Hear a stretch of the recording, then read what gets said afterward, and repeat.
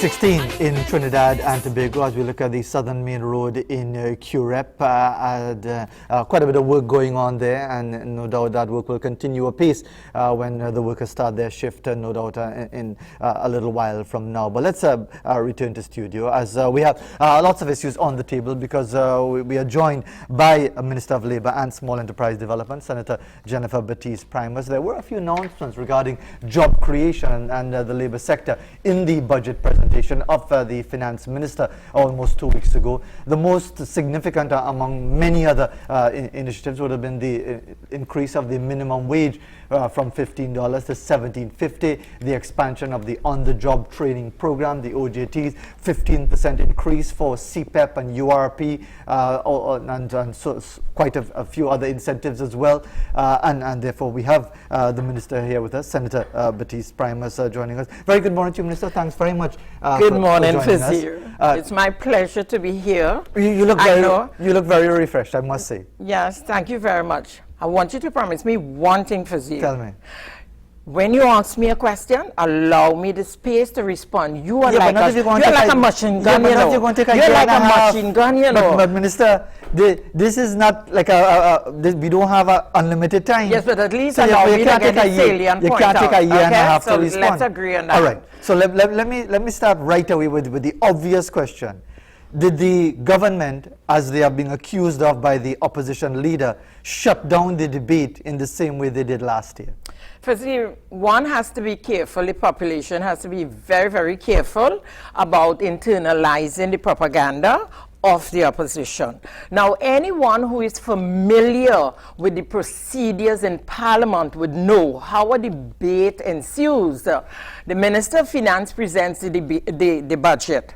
The lead on the Monday, on the Friday, the leader of the opposition gives a response. That leader of the opposition has equal time. So if the Minister of Finance takes 4 hours to present the budget, the leader of the opposition has 4 hours to respond. And thereafter, you have corresponding responses. When the leader of the opposition is completed, a member of the government would rise, and they go backward and forward. At that point in the debate, nobody rose from the side of the opposition. I am advised. Absolutely no one. You say you have. I am advised. I saw it. Okay. I saw it. Okay. Now, when the speaker. That was Tuesday night. Yes. When the speaker looked towards the opposition, no member of the opposition rose. The speaker then did the natural thing, call upon the Minister of Finance to wind up the debate. So the leader of the opposition, and for you, let me say this. The leader of the opposition is hardly ever in Parliament. Even when the debate was wound up, she was not there. The Standing Finance Committee began meeting yesterday afternoon at 3 o'clock. The leader of the opposition was not even there to give her team the kind of leadership that is required. So I would advise you and the rest of the population to dismiss that statement made by the leader of the opposition. And notwithstanding that, and I'm glad you were able to give that clarification based on what you understood to happen, because you weren't there but you were watching the debate as well, wouldn't it still have represented an opportunity for the government to take advantage of the laxity of the opposition for other ministers, the other ministers with significant portfolios, including yourself, to make presentations? Fazir, were you listening to the debate? Some of it is a little difficult to listen to, you know. Well, Minister, it's a little granted. difficult. All right, granted. I wouldn't hold that against you. Thank you. I wouldn't hold it. But the ministers who contributed would have given the population a wide breadth of understanding of what has been happening.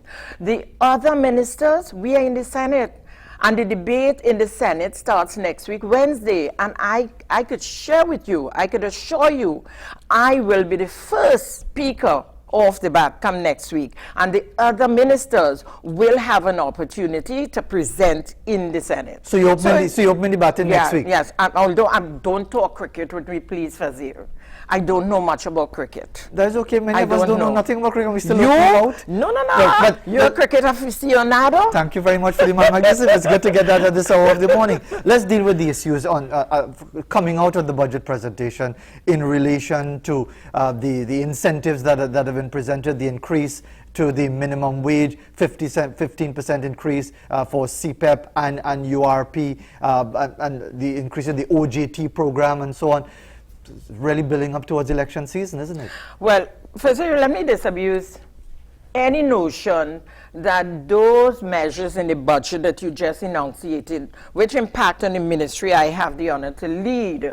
Firstly, today is International Credit Union Day, and I would like to seize the opportunity to express congratulations to all the sector, all members of the sector and the movement. You have much to celebrate. I will be with you all later this evening at your Gala Awards ceremony. Now, Fazir, with regards to the cooperative society, the Honorable Minister of Finance would have stated that the limit imposed on the transfer of shares to a beneficiary upon the death of that person's spouse would be increased from $5,000 to $50,000 with effect from January 1st, 2020. That did not happen just like that.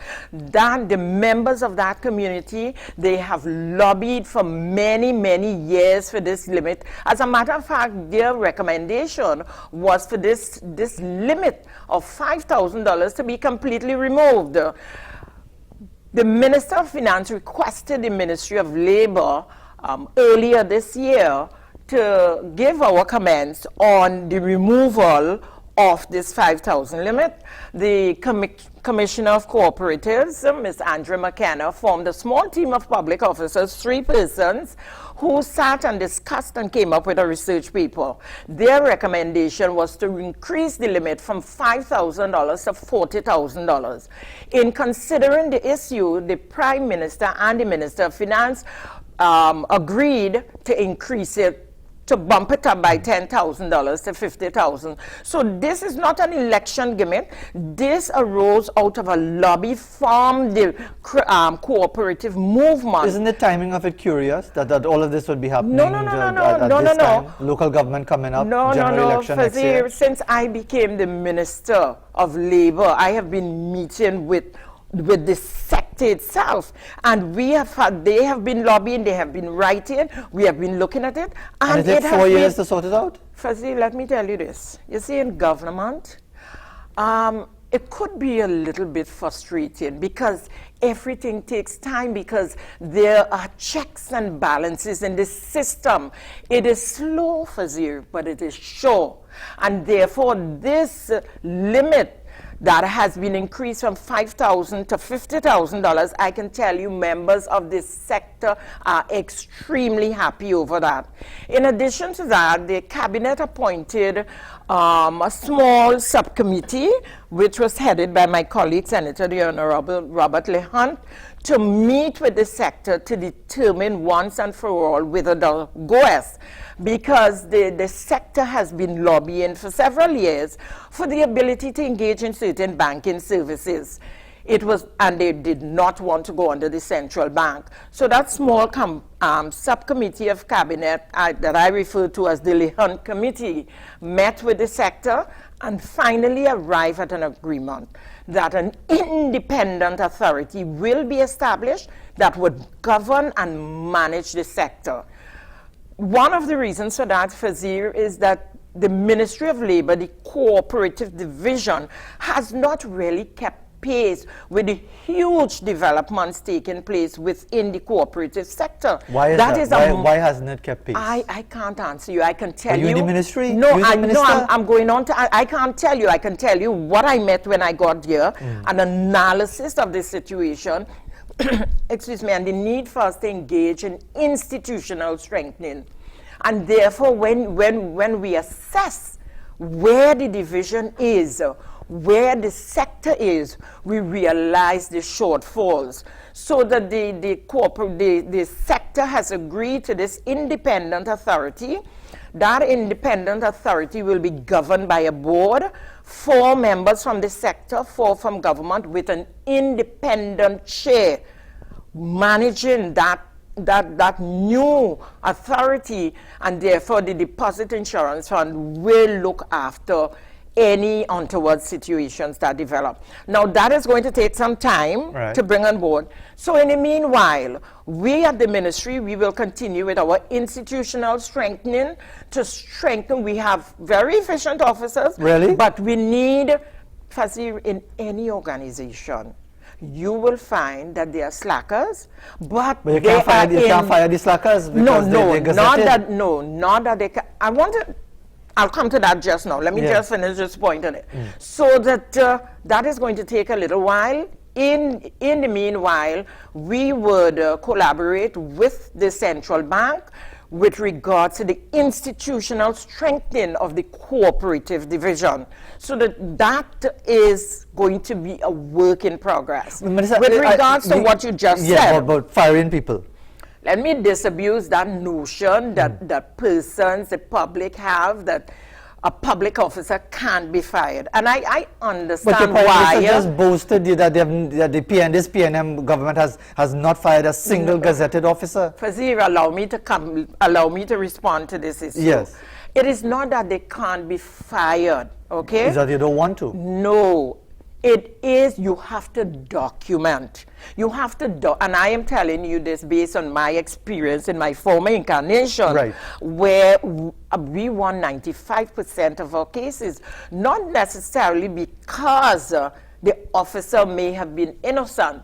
It is because there was not a paper trail. Due process. Yes, and therefore once you have the principles of the fear, you have to be fair and you have to be just with them, and therefore it takes a long while in order to discipline a public officer, because an investigator has to be appointed within 21 days, submit the report, and then the Public Service Commission have to dilate on it. Granted, you have no quarrel with me on that, Fazir. Given my experience, the work of the commission, it is time that the commission be a full-time commission to manage this huge public sector. We have a lot of issues on the table, and time is going by so very quickly, Minister. We're going to take a break in a short while, but before we get to that, I know you wanted to talk about the OJT program and some other elements. I just want to get you, because we're going to be joined after our interview with you by a representative of the Registered Nurses Association. Oh yes, I saw the president and another representative outside. The tutor is on the march. They are saying that their recommendations, their proposals are not even getting counter proposals. So notwithstanding all that you are saying, Minister, isn't it correct to say that the government of which you are a part, whether it is the decision of the finance minister because there's no money or whatever, that they are ignoring the cries of significant elements of the labor movement in relation to the improvement of their working conditions? All right, Fazir, I cannot comment much on that because Labor Minister? No, allow me to finish. I do not have the information who submitted what proposals to where. They do not. The Minister of Labor is not engaged in negotiation. That is a process between the Minister of Finance and the Chief Personnel Officer. Are you avoiding responsibility as Labour Minister? No, I am telling you what the facts are, Fazir. I am not engaged in the negotiation process. I hear you. I am the Minister. I am the Minister. No, Fazir. Okay, I am the Minister of Labor, who, when there is a breakdown in negotiations, that trade dispute is referred to me. So what is the point of having a Labour Minister? I would then, as the Minister of Labor, I would then call in both parties, and then we will try to reach an agreement. But until it reaches me, I have to abide by the law, Fazil. Are you encouraging me to break the law? Then if I do that, then you want to see me fired? Next thing you know, the Prime Minister fires me. What then? Would you represent me? As a lawyer, I have no legal representation, Minister. You don't have to be a lawyer. But no, seriously. No, but don't you feel a moral responsibility as a Labour Minister and somebody who's also come from the Labour movement, when these issues arise, is it okay to just stand by and wait until you are called upon to intervene? There are rules and regulation, no matter how upset and hyper people get.